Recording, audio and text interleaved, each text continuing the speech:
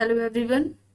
आज की इस क्लास में एमपी असिस्टेंट प्रोफेसर एग्जाम के लिए अभी हाल ही परीक्षाओं में जिन नए प्रश्नों को कराया गया है, पूछा गया है, जो नए प्रश्न हैं उनसे जुड़े हुए प्रश्नों को कराया जा रहा है।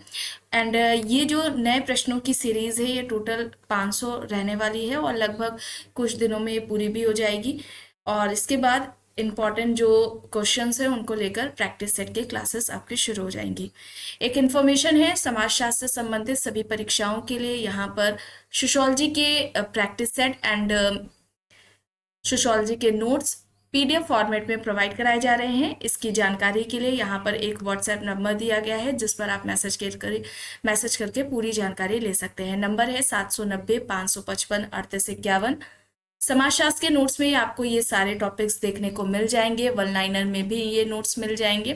And MP assistant professor exam के लिए समाजशास्त्र का जो प्रैक्टिस सेट है इसमें आपको टोटल 1000 प्रश्न देखने को मिलेंगे। ये प्रैक्टिस सेट आ चुका है। एंड जीएस का जो प्रैक्टिस सेट है एमपी असिस्टेंट प्रोफेसर के लिए, इसमें टोटल 15 प्रैक्टिस सेट मिल जाएंगे। एंड यहाँ पर राजस्थान असिस्टेंट प्रोफेसर का जीएस प्रैक्टिस सेट भी है जिसमें 15 प्रैक्टिस सेट आपको देखने को मिलेंगे। कोई भी जानकारी चाहते हैं इससे जुड़ी हुई तो व्हाट्सएप नंबर दिया गया है, उस पर आप मैसेज करके पूछ सकते हैं। 790 555 3851 ये नंबर है। बस कुछ ही देर में क्लास शुरू होने वाली है। आप सभी इस वीडियो को ज़्यादा से ज़्यादा लोगों के साथ शेयर जरूर कर दीजिए।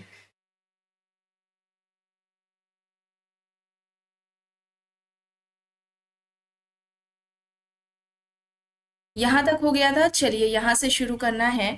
प्रश्न है, अत्यधिक विशिष्ट कामगारों द्वारा बड़ी संख्या में मानकीकृत उत्पादों की विशिष्टता से युक्त उत्पादन को क्या कहा जाता है? विकल्प में यहाँ पर दिया गया है कारखाने का उत्पादन, पूंजीगत उत्पादन, थोक उत्पादन या फिर उपयुक्त में से सभी। अत्यधिक विशिष्ट कामगारों द्वारा बड़ी संख्या में मानकीकृत उत्पादों की विशिष्टता से युक्त उत्पादन को क्या कहा जाता है? तो यहाँ पर ये सभी आ जाएंगे, ऑप्शन डी यहाँ पर राइट आंसर हो जाएगा। प्रश्न है, अब देखिए यहाँ पर मिलान करना है। नेटवर्क सोसाइटी है, अब देखिए यहाँ पर क्या होगा, सिमिल जुड़ जाएंगे मेट्रोपोलिस एंड मेंटल लाइफ से। लुइसवर्थ नगरवाद को जीवन पद्धति के रूप में परिभाषित करते हैं। मैनुअल केसल्स नेटवर्क सोसाइटी से जुड़ जाएंगे और टॉनिस जेशलशैफ्ट की बात करते हैं। तो यहाँ पर ऑप्शन ए हो जाएगा सही, ठीक है। विकल्प ए यहाँ पर सही है। प्रश्न है, वर्ग की मुख्य विशेषताएं बतानी है, कौन सी हैं? 5 यहाँ पर दिया गया है। समरूपता और सरलता, व्यक्तिवाद, आर्थिक और व्यावसायिक मूल्य, बौद्धिकवाद और परंपरावाद यहाँ पर दिया गया है। तो सही क्या होगा, देखिए व्यक्तिवाद, आर्थिक और व्यावसायिक मूल्य और यहाँ पर क्या हो जाएगा, बौद्धिकवाद हो जाएगा। परंपरावाद हो ही नहीं सकता, यहाँ पर क्या होगा, ऑप्शन बी हो जाएगा, ठीक है। ऑप्शन बी यहाँ पर सही है। वर्ग संरचना के अंतर्गत ऐसे लोग जो आर्थिक, राजनीतिक और सामाजिक रूप से अधिकारहीन और वंचित हैं, ठीक है, ये किस वर्ग के अंतर्गत आते हैं? इन्हें किस वर्ग के अंतर्गत हम शामिल करेंगे? जो आर्थिक, राजनीतिक, सामाजिक रूप से अधिकार विहीन है। यहाँ पर वर्ग दिए गए हैं, आर्थिक वर्ग, दमनित वर्ग, अंडर क्लास या फिर इनमें से कोई भी नहीं। ऐसे लोगों को हम अंडर क्लास के अंतर्गत शामिल करेंगे। ऑप्शन सी यहाँ पर सही होगा। निम्न में से कौन सा सही नहीं है ये बताना है। तो यहाँ पर परिस्थिति एक सामाजिक स्थिति है, भूमिका, व्यवहारगत अपेक्षा है, सामाजिकरण, सीखने की प्रक्रिया, तीनों सही है। ऑप्शन डी यहाँ पर होगा। मूल्य विशिष्ट दिशा निर्देश है, ये यहाँ पर गलत हो जाएगा, ठीक है। ऑप्शन डी यहाँ पर सही हो जाएगा। प्रश्न है, आर कोहेन ने लोगों के फैलाव के प्रति ऐतिहासिक उपागम अपनाते हुए डायस्पोरा की निम्न श्रेणियों की पहचान की है और वो बताना है कौन सा है। 5 है यहाँ पर। पीड़ित डायस्पोरा, श्रमिक डायस्पोरा, व्यापारी डायस्पोरा, साम्राज्यिक डायस्पोरा और सांस्कृतिक डायस्पोरा यहाँ पर दिया गया है। कोहेन का नाम आया है तो याद रखिएगा, कोहेन का एक कॉन्सेप्ट था अपराध से संबंधित, याद रखिएगा। अपराध से संबंधित, कोहेन ने अपराध से संबंधित उप संस्कृति का सिद्धांत दिया था। उप संस्कृति का सिद्धांत किसका है? अपराध से संबंधित। तो ये कोहेन के द्वारा दिया गया है, इसे याद रखिएगा। और यहाँ पर ऑप्शन डी ये सारे हो जाएंगे, ठीक है। विकल्प डी यहाँ पर सही है। प्रश्न है, मिलान करना है, देखकर बताइए सही क्या होगा। राइट आंसर यहाँ पर क्या हो जाएगा? हरिजन की बात करें तो ये नैतिक और रीति नीति विषयक से जुड़ जाएंगे, और SC ST संवैधानिक और प्रशासनिक से जुड़ जाएंगे। दलित की बात की जाए तो राजनीतिक और सांस्कृतिक से, और महादलित राजनीतिक और प्रशासनिक से। ऑप्शन यहाँ पर बी होगा, ठीक है, विकल्प बी होगा। प्रश्न है, निम्न में से कौन सा एक सही ढंग से सुमेलित नहीं है। देखिए यहाँ पर ये सारे हो जाएंगे, ठीक है, ये सभी सही है। Park and Burgess ecological school से है, HW ओडेम रीजनल स्कूल से है, माजिद हुसैन ह्यूमन जियोग्राफी है, और the family in India AM Shah. तो यहाँ पर ये सारे सही हैं ऑप्शंस। निम्न में से किस समाजशास्त्री ने प्रतिरूप मानवीय अंतरक्रिया के वर्णन के लिए सामाजिक संबंध अवधारणा की रचना की थी, जो अभिप्रेरित, सार्थक और प्रतीकात्मक है। CH कूले, Goffman, max weber, Pareto. यहाँ पर ऑप्शंस दिए गए हैं। सही यहाँ पर क्या होगा, सही यहाँ पर क्या होगा, मैक्स वेबर होगा। मैक्स वेबर की बात आई है तो यहाँ पर कुछ इंपॉर्टेंट फैक्ट्स आपके लिए जानने जरूरी हैं। उनमें से जो अभी आपको कुछ बताए जा रहे हैं याद रखिएगा। समाजशास्त्र की जो विषय वस्तु है, ये वेबर ने सामाजिक क्रिया यानी कि सोशल जो एक्शन है इसे बताया था, और सामाजिक क्रिया के 4 प्रकार इनके द्वारा बताए गए हैं। ये 4 प्रकार डायरेक्टली पूछ लिए जाते हैं किसके द्वारा बताए गए हैं, या पूछ लिए जाते हैं कौन से वेबर ने सामाजिक क्रियाओं की बात की है, किसकी नहीं की, इस तरीके से भी पूछा जाता है, और क्रम में लगाने को भी आता है। तो पहले अगर हम सामाजिक क्रिया की बात करें तो यहाँ पर तार्किक सामाजिक क्रिया हो जाएगा, ठीक है, तार्किक सामाजिक क्रिया हो जाएगा। दूसरे की अगर हम बात करें तो यहाँ पर मूल्यांकनात्मक हो जाएगा, ठीक है, मूल्यांकनात्मक सामाजिक क्रिया हो जाएगा। और तीसरे की अगर हम बात करें, ठीक है, तीसरे की अगर हम बात करें तो यहाँ पर क्या हो जाएगा, भावात्मक हो जाएगा, ठीक है, भावात्मक सामाजिक क्रिया होगा, भावात्मक सामाजिक क्रिया। और चौथे नंबर पर आएगा इनका परंपरागत सामाजिक क्रिया, ठीक है, परंपरागत सामाजिक क्रिया आ जाएगा। ये 4 तरह के जो क्रिया के प्रकार हैं ये बताए गए हैं वेबर के द्वारा, और ये क्रम में लगाने को आते हैं। और एक और बात आती है कि सोशल एक्शन की बात वेबर ने किस पुस्तक में की है, तो बुक का नाम है the theory of social and economic organisation के नाम से, और ये बुक आती है 1925 में, ठीक है। इतनी बातों को ध्यान में रखना है। आगे देखते हैं, अध्ययन की गई वस्तु की विशेषताओं और गुणधर्मों को संदर्भित करने के लिए किस शब्द का इस्तेमाल किया जाता है। प्राक कल्पना, शोध प्रश्न, नीति शास्त्र, अवधारणाएं। यहाँ पर विकल्प है, अध्ययन की गई वस्तु की विशेषताओं और गुणधर्मों को संदर्भित करने के लिए किस शब्द का इस्तेमाल किया जाता है। यहाँ पर सही होगा अवधारणाएं, ऑप्शन डी यहाँ पर राइट होगा। अनुसंधान प्रविधि के बारे में कौन सी पुस्तक दुर्कीम द्वारा लिखी गई है, जिसे एक प्रारंभिक कार्य माना जाता है। पुस्तकें यहाँ पर है methods in social research, research methods in social relations, the rules of sociological methods, research methodology in social science. अनुसंधान प्रविधि के बारे में दुर्कीम द्वारा लिखी गई पुस्तक जिसे एक प्रारंभिक कार्य माना जाता है, ये बताना है। दुर्कीम की है the rules of sociological methods, the rules of sociological methods है, और ये 1895 में 1895 में आती है। और इस पुस्तक में दुर्कीम ने किसकी बात की है, इनके जो कॉन्सेप्ट्स हैं जो कि इन्होंने जिसकी बात की है उसमें एक सामाजिक तथ्य का है, सोशल फैक्ट का है, ठीक है, सामाजिक तथ्य की बात की है। इसके अलावा सामूहिक प्रतिनिधान की भी बात की है इन्होंने, सामूहिक प्रतिनिधान की भी, या सामूहिक चेतना करके आता है, इसकी बात की है the rules of sociological methods में, जो कि 1895 में आती है। आगे देखते हैं, प्रश्न है, सामाजिक संघर्ष के सिद्धांत का प्रतिपादन अपने समय के खानाबदोश और असीम समाजों की केंद्रीय विशेषताओं को समझने के लिए किसने किया। विकल्प में कार्ल मार्क्स, रेंडोल्फ कोलिंस, इब्न खालदून, लेवी स्ट्रॉस दिए गए हैं। यहाँ पर सही होगा इब्न खालदून, ठीक है, इब्न खालदून होगा, ऑप्शन सी यहाँ पर सही हो जाएगा। मिथ एंड मीनिंग के लेखक कौन है, Malinowski, Levi Strauss, SF Nadel, Radcliffe Brown. अच्छा, आप में से जितने भी नए बच्चे हैं जो कि MP असिस्टेंट प्रोफेसर एग्जाम के लिए इस क्लास को देख रहे हैं, रात में 8 बजे भी होती है, ठीक है, रात में 8 बजे भी क्लास होती है सोशियोलॉजी की, और इस समय उसमें सोशियोलॉजी के इंपॉर्टेंट टॉपिक्स को लेकर क्लासेस चल रही हैं, तो आप उसे भी ज्वाइन कर सकते हैं। यहाँ पर मिथ एंड मीनिंग के लेखक पूछे जा रहे हैं, कौन है मिथ एंड मीनिंग के, लेवी स्ट्रॉस है, ठीक है, लेवी स्ट्रॉस के द्वारा ये बुक लिखी गई है। लेवी स्ट्रॉस ने मिथ की बात किस पुस्तक में की है, तो याद रखिएगा इनकी जो पुस्तक है the structural the structural study of myths.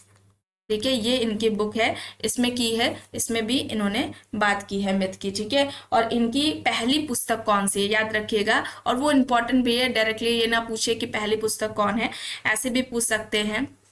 नाम है the elementary structure of kinship के नाम से। ठीक है, ये इनकी फर्स्ट बुक है, ये भी याद रखिएगा। आगे देखते हैं, प्रश्न है उस विचार को क्या कहा जाता है जिसका संबंध मार्शल मैक्लुलन से है, जिन्होंने विद्युत संचार को भी विश्व को सुसंगत एकल समुदाय में जोड़ने वाले के रूप में देखा। ऑप्शंस में है ग्लोबल, यहाँ पर देखिए वैश्विक गांव है, वैश्विक नेटवर्क है, वैश्विक स्थान है और वैश्विक शहर दिया गया है।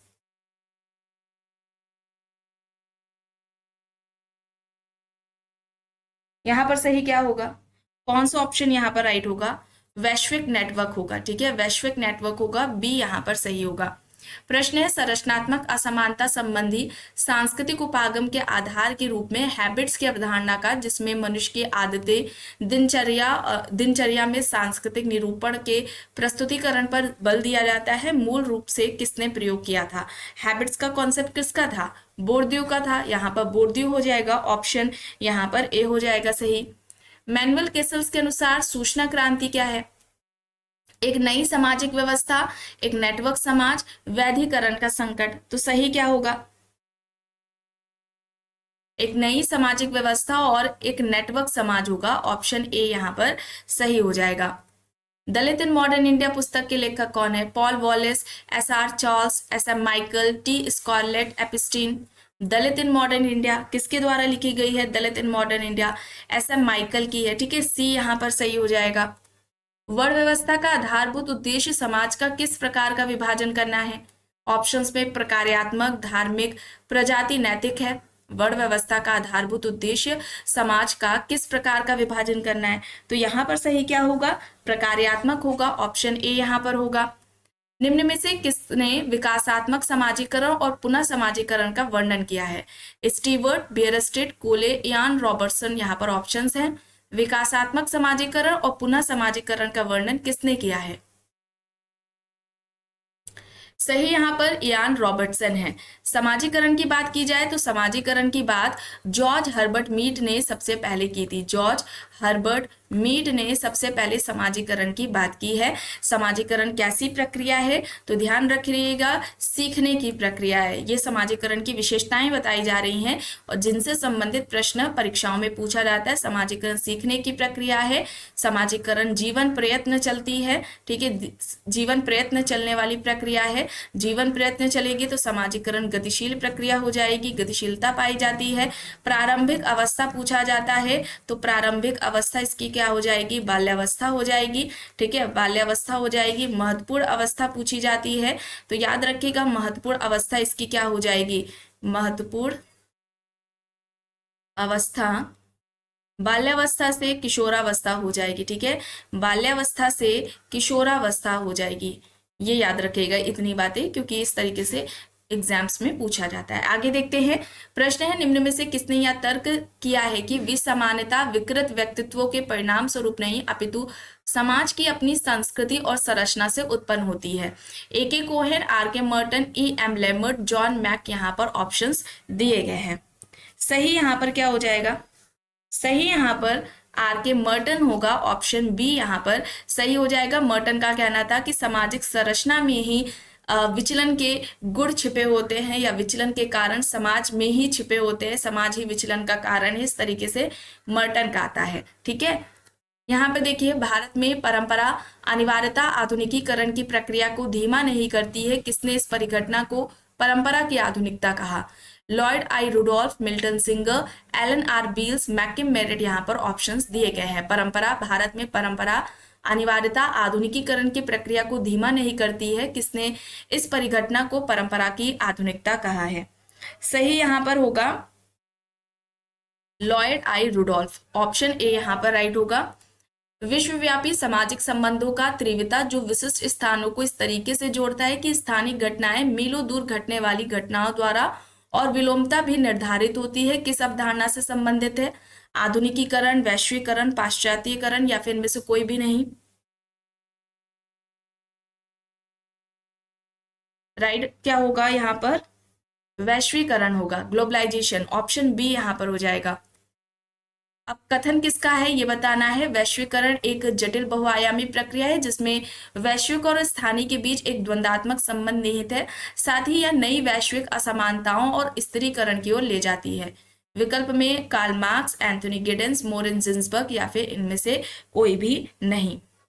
सही यहाँ पर हो जाएगा एंथोनी गिडेंस। ठीक है, एंथोनी गिडेंस होगा, ऑप्शन बी यहाँ पर सही हो जाएगा। अच्छा, वैश्वीकरण के जनक कौन थे? समाजशास्त्र में वैश्वीकरण का शब्द का प्रयोग सबसे पहले किसने किया है, ये आपको कमेंट बॉक्स में बताना है।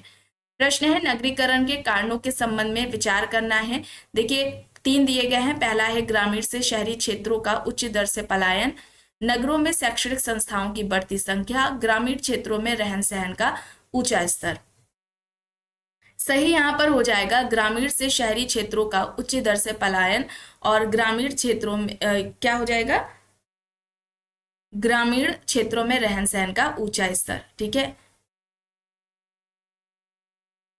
ये हो जाएगा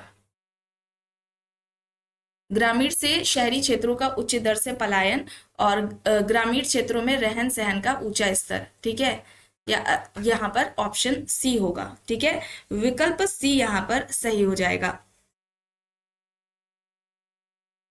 यहाँ पर फर्स्ट सेकंड होगा। ठीक है, शैक्षणिक संस्थाओं की बढ़ती संख्या होगा।